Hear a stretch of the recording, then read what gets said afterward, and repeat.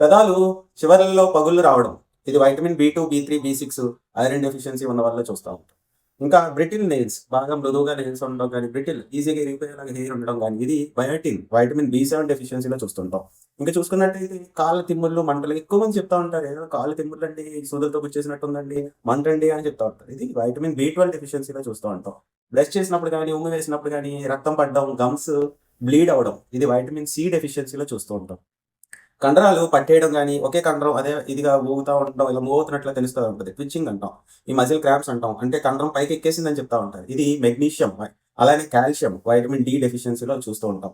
రాత్రిపూట కొద్దిగా చూసేటప్పుడు కొద్దిగా విజన్ అన్నది పూర్ విజన్ ఉంటూ ఉంటుందన్నమాట. వీళ్ళలో వైటమిన్ ఏ అన్నది సరిపడా బాడీకి అందడం లేదని గ్రహించుకోవాలి. ఈ ఎర్లీ సైన్స్‌ని మనం గ్రహించుకొని, బ్లడ్ టెస్ట్ ఈజీగా చేయించుకొని, నేచురల్ వేలో ఫుడ్ సప్లిమెంట్స్ ద్వారా మనం ఈ హెల్తీగా వైటమిన్ డెఫిషియన్సీస్‌ని అన్నిటిని కూడా మనం క్లియర్ చేసుకోవచ్చు. ఇప్పుడు నేను చెప్పినవన్నీ కూడా early science of vitamin deficiencies. ఇవి లాంగ్ రన్‌లో చాలా పెద్ద సమస్యలకు దారితీస్తూ ఉంటాయి. కాబట్టి ఎర్లీగా ఉన్నప్పుడే మనం చెక్ చేయించుకొని ఇది అవునా కాదా అని చూసుకొని, దాన్ని ఎలా ట్రీట్ చేసుకోవాలో చూసుకుంటే మనం చాలా పెద్ద ప్రమాదాల నుంచి దూరంగా ఉంటాం. Thank you.